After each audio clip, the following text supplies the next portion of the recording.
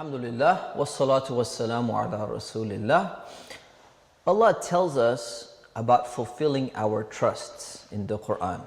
In Surah An-Nisa, chapter 4, verse 58, He says, إِنَّ اللَّهَ يَأْمُرُكُمْ أَن تُؤَدُّوا الْأَمَانَاتِ إِلَىٰ أَهْلِهَا. Is that God commands you, meaning all you people, to return things and fulfill things that are entrusted to you to the rightful owners. So this idea, this word of amana or trust, meaning that somebody gives you something or somebody gives you a responsibility, it's your job to fulfill that responsibility because that is the person that deserves that. That's the person who's entitled to that. And then he says, وَإِذَا حَكَمْتُمْ بَيْنَ النَّاسِ أَن تَحْكُمُوا بِالْعَدْلِ. And if you judge between people, you judge with justice.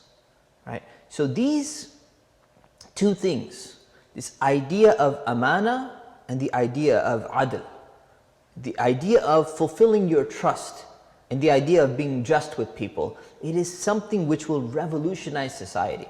And it will change if we have enough people, if there's that critical mass of people that fulfill these things, you'll find that that society changes into a prosperous and beneficial society, because these are things that it's not just between you and Allah, this is between you and creation.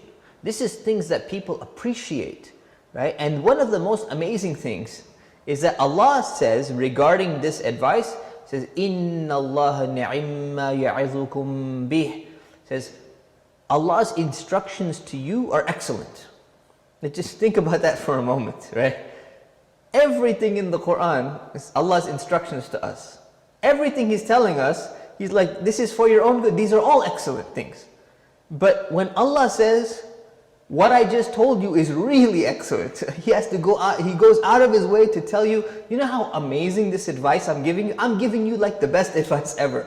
Allah is praising His own advice, like saying, this is something that you really need. That's like super emphasis, right? That's something that should just alert us and say, hey, we need to make sure we're falling in this category. إِنَّ اللَّهَ كَانَ سَمِيعًا بَصِيرًا. Because Allah sees, Allah hears everything and Allah sees everything. So Allah knows everything. So coming back to these two, if you don't fulfill your trusts, if you don't fulfill the responsibilities and your promises that people are expecting you to fulfill, and you don't judge with justice, now it's going to be a problem, because Allah knows that, Allah hears that, Allah sees that. And this is really a problem in every society, in every time. When people start to lose this concept of amana, somebody comes and, borrows, you go and you borrow somebody's book. Say, hey, can I borrow that book for a week? Say, sure, no problem, you can borrow the book. And what happens?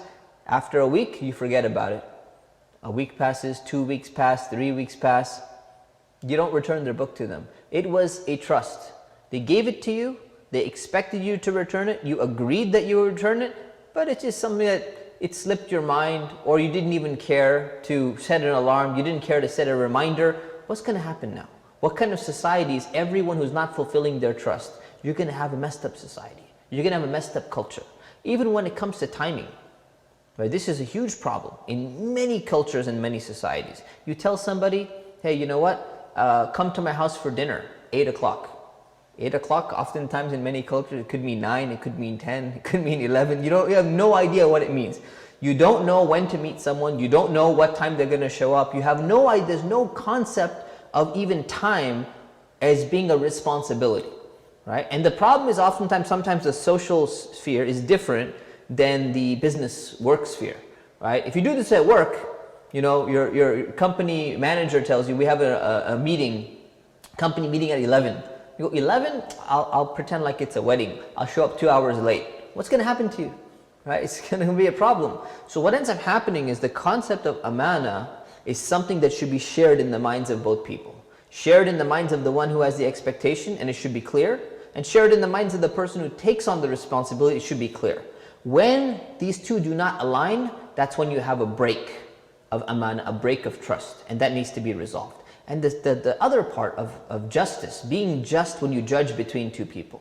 One of the biggest problems is that when two people come to you or more, and you have to decide between them, one of the most important things is to always listen to both sides of the story.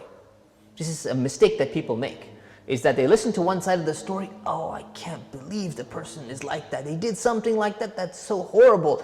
And because they can present their case either rationally or they can present their case emotionally and they cry and all of that, that doesn't mean that they're necessarily telling the truth. When you judge between people, even in your own heart, even if you're not giving a judgment, remember there's always two sides to the story. If you've not heard both sides, don't even have that in your heart, because now it becomes almost like a type of gossip. You can't verify that. You don't know exactly what happened because you've not heard, you've not gotten the entire picture. That is the concept of justice that Allah is telling us to do. So be very careful. We ask Allah subhanahu wa ta'ala to make us among the people who fulfill our trusts, and we ask Allah to make us among the people of justice whenever we judge, whether we judge between people or we judge in our own hearts. Ameen.